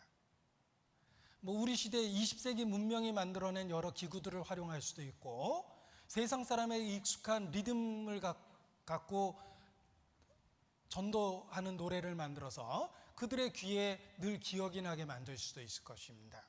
또 그들 눈에 띌 수 있는 디자인으로 전도지도 만들고 전도의 내용도 만들어낼 수 있을 거예요. 때로는 향기가 풍길 수 있도록 향유를 만들 수도 있지만 정말 하나님 앞에 은밀한 성소에서 빛을 내야 될 감람유에는 절대로 향품을 섞으면 안 돼요. 그거는 태워서 빛을 내야 되기 때문에 향품을 섞어서는 안 됩니다. 우리가 때로는 교회도 그렇습니다. 세상적인 모양을 따라서 교회를 운영할 수가 있어요. 여러 조직을 갖고 운영하는 방법에 있어서 세상적인 것을 취할 수도 있습니다. 또 세상 사람이 좋아할 만한 디자인으로 건물을 만들어낼 수도 있어요. 쉽게 그들이 편하게 말씀을 들을 수 있는 환경을 그런 여러 수단을 동원해서 만들어낼 수 있다고 생각합니다. 그러나 하나님 앞에서 드려져야 될 것에는 절대로 섞여서는 안 되는 것들이 있습니다. 그것이 이 100% 순결한 기름이 갖는 의미라고 생각합니다.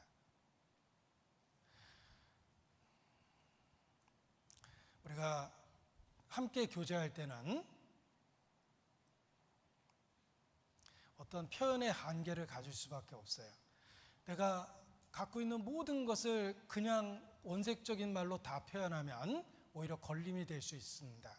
그러나 하나님 앞에 은밀히 하나님 앞에 앉았을 때는 향유는 다 빼버려야 돼요. 인간적인 모양 낸 것들은 다 빼버려야 됩니다. 그리고 진짜 원래의 내 모습을 가지고 하나님 앞에 서야 되는 거예요. 그것이 100% 순결한 기름입니다. 하나님 앞에서도 인간적인 향내를 내면 안 된다는 거예요. 혼합주의, 하나님이 받으실 수 없는 게 있습니다. 하나님 앞에 설 때는 100% 순결한 기름으로 드려져야 된다라는 생각을 해보십시오. 하나님 앞에 선다고 할 때 우리의 마음과 생각과 태도를 바꿔준다. 그리고 이 순결한 기름은 100% 최상의 기름을 의미합니다. 우리가 얼핏 먹는 기름은 최상의 것을 쓰고 빛을 내는데 태워지는 기름은 조금 등급이 떨어진 것 쓰려는 유혹을 받을 것입니다. 그러나 거꾸로입니다. 하나님께 드려질 때는 먹는 것은 등급이 떨어진 걸 먹을 수 있지만 빛을 내야 되는 태워지는 기름을 드릴 때에는 최상의 것을 드려야 됐어요. 하나님 앞에는 항상 우리의 삶에 최상의 것이 드려져야 되는 거예요. 시간을 드릴 때도 쓰고 남은 시간이 아니라 먼저 드리고 남은 시간을 내가 쓰는 것입니다. 하나님께 드리는 모든 것은 우리의 삶의 최상의 것이 드려지는 것이다 라는 것을 기억하십시오. 그것이 100% 순결한 기름을 드리는 모습입니다. 흠이 있으면 안 되는 거예요. 하나님께 제물을 드릴 때도 그러했는데 기름을 드릴 때도 100% 순결한 기름, 최상의 것을 드려야 됩니다. 레위기 22장 20절입니다. 레위기 22장 20절.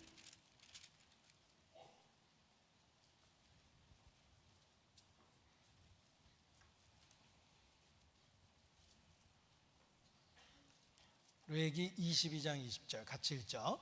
무릇 흠 있는 것을 너희는 드리지 말 것은 그것이 연락되지 못할 것임이니라. 하나님께는 흠 있는 걸 드리면 안 됩니다. 흠이나 악질이 있는 우양은 내 하나님 여호와께 드리지 말지니 이는 내 하나님 여호와께 가증한 것이 됨이니라. 유대인들은 하나님께 제물을 바칠 때마다 마음의 유혹을 받았을 거예요. 어차피 제단에서 죽여서 태워버릴 건데 저 병들어서 죽어가는 저놈을 죽이는 게 더 낫지 않을까. 어떻게 저 최상의 것을 저걸 잡아, 저거는 시종자로 삼아야 되는데 평소에 빌빌하던 저 양을 드리는 게 낫겠다. 어차피 죽일 거잖아. 틀림없이 그런 유혹을 받았을 거예요. 그러나 하나님이 삶의 우선순위가 돼 있을 때는 그런 생각은 단지 유혹일 뿐이지 실행하지 못합니다. 제일 좋은 것을 하나님께 드리게 돼 있어요. 그런데 하나님으로부터 마음이 멀어지고 반복을 통해서 중요성을 잃어버리면 틀림없이 유혹을 받았을 거예요. 야, 이게 뭐 한두 번 드리는 제사도 아니잖아. 병들고 흠 있는 걸 어차피 죽일 거니까 그냥 드리자. 하나님께 여호와께 가증한 것이 된다고 그랬죠. 우리도 마찬가지예요. 하나님이 나의 물질을 원하실까? 나의 재능을 원하실까? 나의 무엇을 하나님이 원하실까? 천지를 지은 창조주가 내게 무엇을 원하시겠습니까? 나의 것이 아무것도 없어도 하나님은 자신의 영광을 나타내십니다. 단지 나에게 기회를 준 거예요. 단 기회를 주셨는데 최상의 것을 가져와라. 내가 갖고 있는 것이 많으냐 적으냐 따진 게 아닙니다. 내게 있는 것 중에 최상의 것을 가져오라고 얘기하시는 거예요. 그래서 하나님께 드리는 것은 항상 최상의 것을 드려야 된다라는 걸 일깨워주기 위해서 순결한 기름, 100% 정제된 기름을 가져오도록 요구하셨습니다. 그런 기름으로 불을 지펴야지만 불이 환하게 비춰집니다. 그리고 살아있는 한 항상 그 등불을 강검, 정돈, 정리하라고 말씀하셨어요. 여기 다양한 어휘로 표현하셨습니다. 그 등잔불을 정리하라는 표현을 쓰셨는데 출애굽기 27장을 보겠습니다. 똑같은 말씀에 다른 동사를 쓰셨어요. 출애굽기 27장 21절 똑같은 말씀입니다.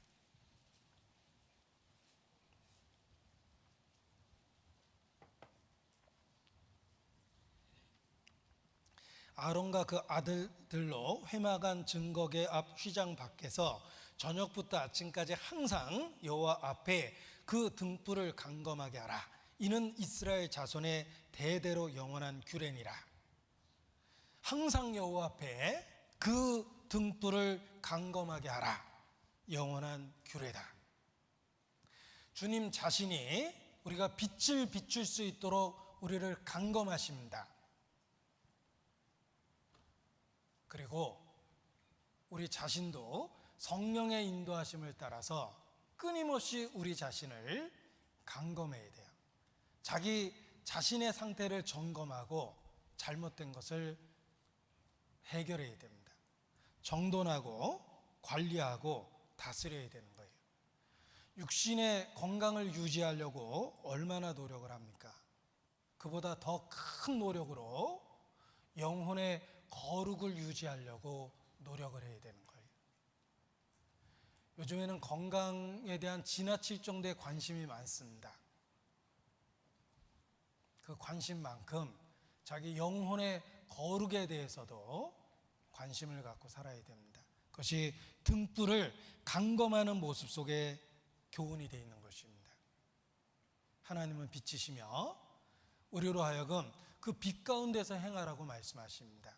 끊임없이 자신의 영적 상태를 간검하는 것, 이것이 우리가 살아있는 한 이 땅에서 행해야 될 규례입니다. 우리 자신의 등불을 늘 간검하고 지내야 돼요. 우리의 과거를 살피고 현재를 살피고 우리의 미래를 살피며 간검해야 됩니다. 점검해야 되는 거예요.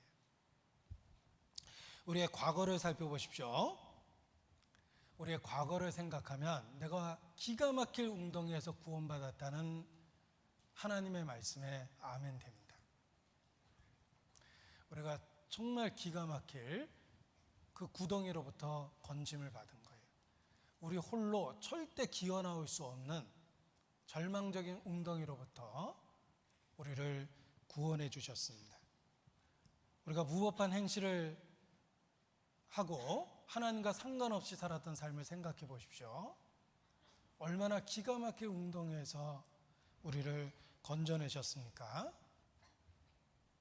그래서 정말 하나님의 은혜가 크고 놀랍다라는 것에 대해서 아멘할 수 있는 거예요.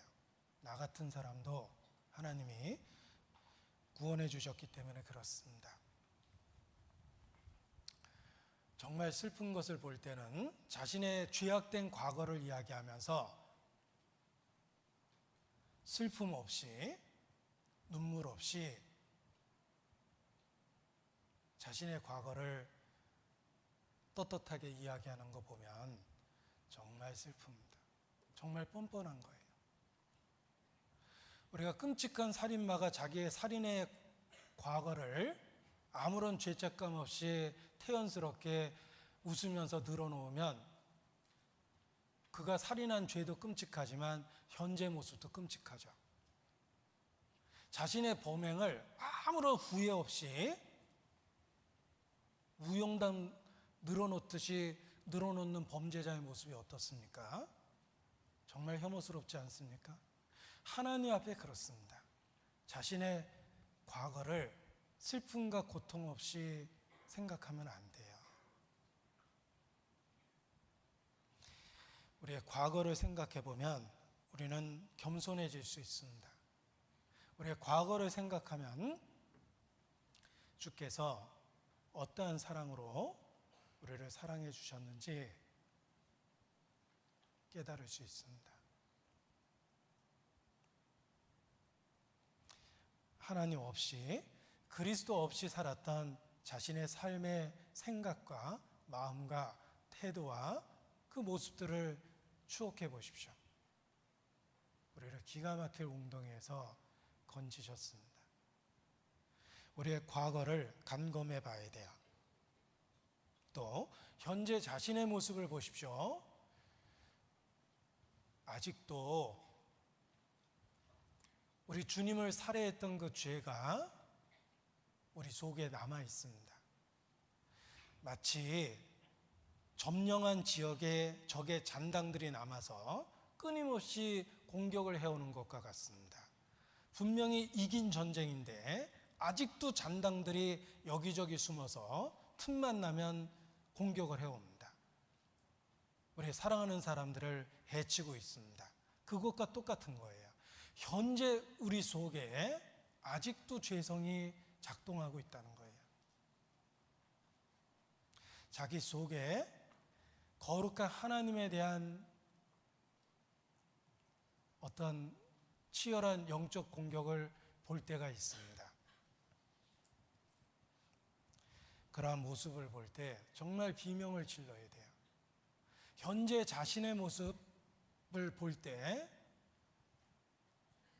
영적인 비명을 질러야 됩니다. 바울이 그러했습니다. 로마서 7장입니다.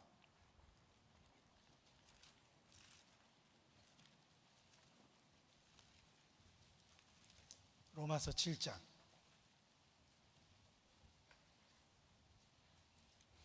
23절입니다. 내 지체 속에서 한 다른 법이 내 마음의 법과 싸워 내 지체 속에 있는 죄의 법 아래로 나를 사로잡아 오는 걸 보는도다. 우리의 매일의 삶 속에 보고 있는 상황이 아닙니까? 우리 속에 아직도 죄성이 작동 중에 있습니다. 우리도 경험적으로 매일 봅니다. 우리 속에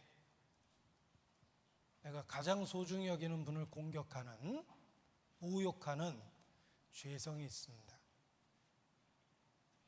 그걸 봅니다. 그 볼 때 비명이 나오는 게 정상이에요. 여기 바울의 비명 소리를 들어보십시오. 오라. 나는 공고한 사람이로다. 누가 이 사망의 몸에서 나를 건져내랴. 우리도 현재 자신의 모습을 감검하면 똑같은 비명을 지르게 됩니다. 오라. 누가 나를 이 사망의 몸에서 건져내랴. 내게 그리스도가 꼭 필요하다는 걸 매일의 삶 속에서 보게 됩니다. 그리스도가 없으면 우리는 죽는 거예요. 하나님의 진노 아래 있는 것입니다. 그래서 자신의 매일의 삶 속에서 적의 공격을 보고 오라라는 비명이 있어야 돼요. 그 비명 소리에 우리 구주께서 때마다 일마다 응답하시고 건져주십니다.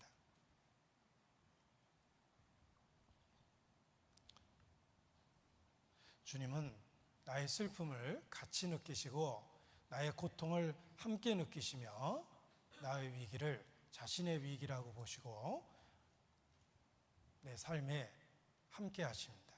그래서 구세주예요. 단지 죽을 때 필요한, 천국 가기 위해서 필요한 구세주가 아니라 나의 끔찍한 과거로부터 건지셨고 현재 경험하고 있는 죄와의 치열한 싸움에서 나를 건지시는 구세주세요. 우리는 현재 자신의 삶의 모습을 감검하면서 구세주의 손을 더 힘있게 붙잡고 있어야 됩니다. 그리고 우리의 미래를 생각해 보십시오.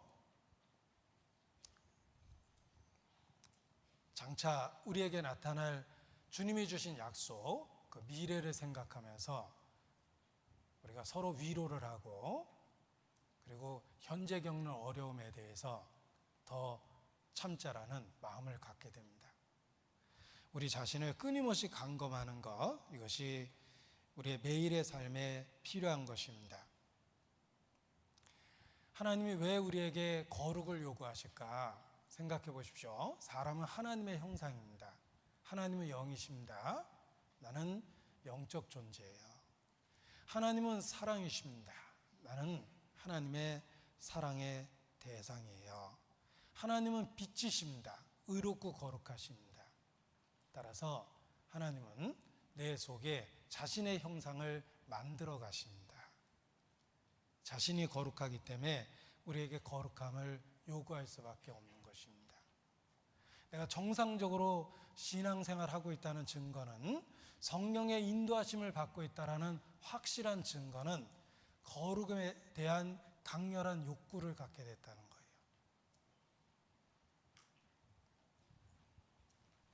히브리서 12장 14절입니다.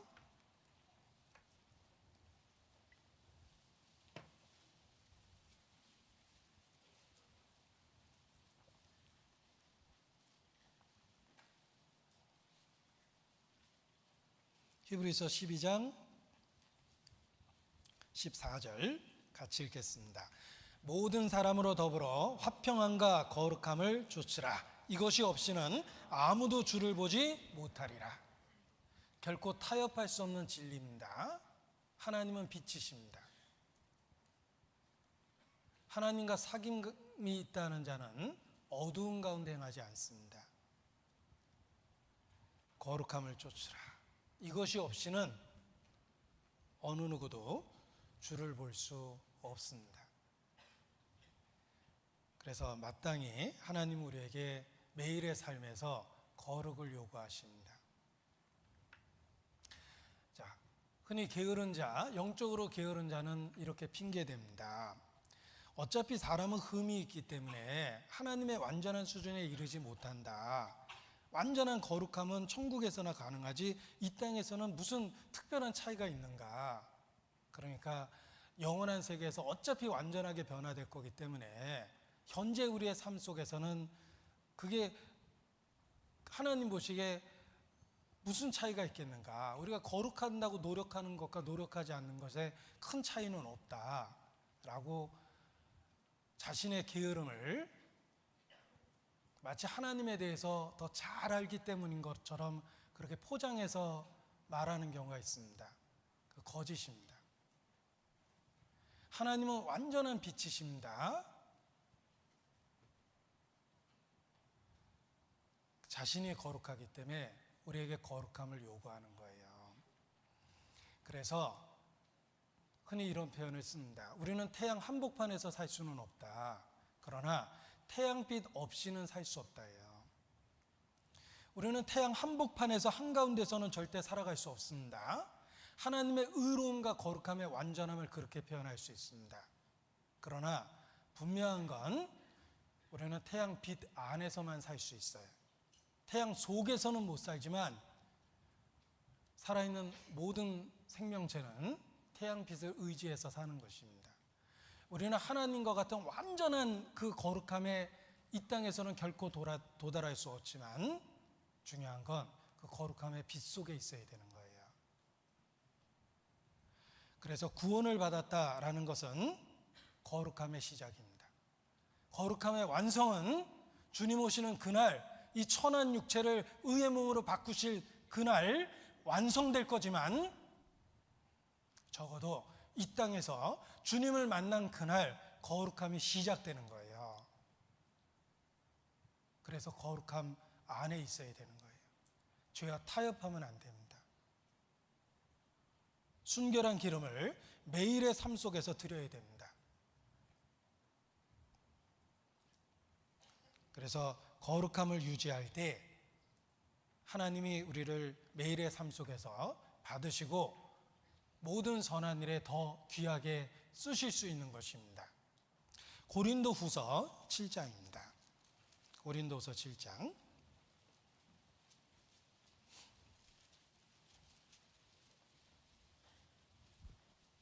1절입니다.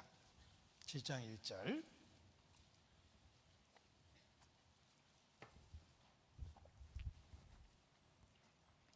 같이 읽겠습니다. 그런즉 사랑하는 자들아, 이 약속을 가진 우리가 하나님을 두려워하는 가운데서 거룩함을 온전히 이루어 육과 영의 온갖 더러운 것에서 자신을 깨끗게 하자.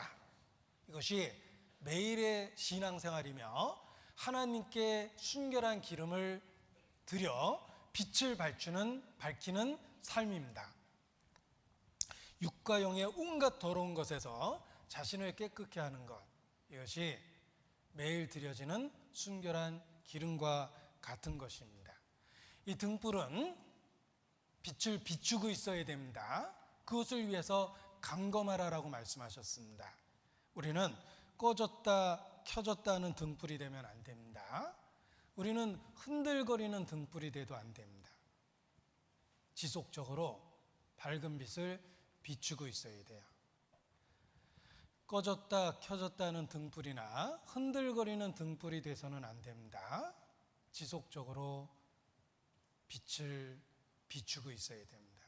여호와 앞에 아침부터 저녁부터 아침까지 항상, 그것이 우리의 신앙생활의 모습이 되어야 됩니다. 그런데 어떻게 흔들리지 않는 불빛이 돼서 빛을 비출 수 있는 것일까? 방법이 있습니다.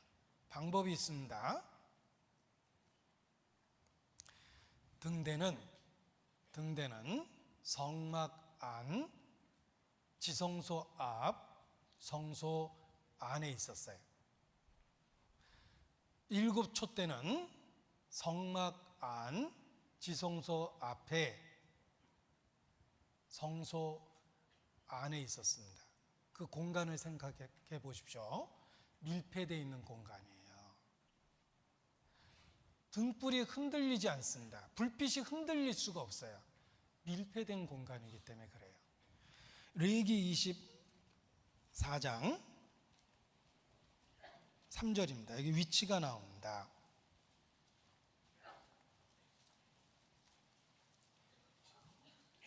레위기 24장 3절. 아론은 회막 안 증거궤장 밖에서, 이렇게 되어 있죠. 이게 등대가 있는 위치예요. 성소, 또 다른 말로 회막이죠. 회막 안에는 성소와 성막, 또 다른 말로 회막이고, 성막 안에는 성소와 지성소가 있었는데 촛대는 성소 안에 있었어요. 그 성소 안의 위치가 증거궤 장 밖이에요. 하나님의 임재 앞입니다. 이 증거궤 장 앞이 하나님의 임재를 나타내잖아요. 지성소. 촛대가 있는 위치는 밀폐된 밀실입니다. 증거궤 앞에 있었어요. 장막 앞에 있었습니다. 밀폐되어 있었어요. 거기에 촛대가 있는 한 절대로 등불은 흔들리지 않아요. 계속해서 빛을 비출 수 있는 거예요. 우리가 어떻게 세상에 빛을 비추고 살 수 있겠는가? 예수 그리스도 안에서 밀폐되어 있어야 돼요. 그리스도 안에 밀폐되어 있어야 돼요. 우리의 영적인 주소는 그리스도 안이에요. 제가 영어로 좋아하는 표현 중에 하나가 그리스도 안, in Christ. 우리의 영적 위치입니다. in Christ. 여기 내가 존재하고 나를 중심으로 동그란 원을 그려보십시오. 그 원 안을 영어로 in이라고 그래요. 내가 그 안에 있는 거예요. 이게 주 안에 있는 나의 모습이에요. 이것은 성소 안에 있는 촛대와 같습니다. 밀폐되어 있기 때문에 바람의 영향을 받지 않고 세상의 영향을 받지 않고 일정한 불빛을 비출 수 있는 거예요. 우리의 영적인 위치는 그리스도 안이에요. 하나님 앞에 있습니다. 그걸 인식하고 그 위치를 지키고 살면 흔들리지 않는 불빛을 세상에 비출 수 있습니다. 너희가 하나님의 성전인 것을 알지 못하느냐. 우리 자신이 하나님의 성전이라고 말씀하십니다. 밀폐된 곳이에요. 그리스도 안에서 밀폐되어 있는 거예요. 그리스도 안에 있으면 흔들리지 않는 불빛을 매일의 삶에서 비출 수 있는 것입니다. 그래서 세상에 그 불빛을 비추고 하나님께 영광을 돌릴 수 있는 것입니다.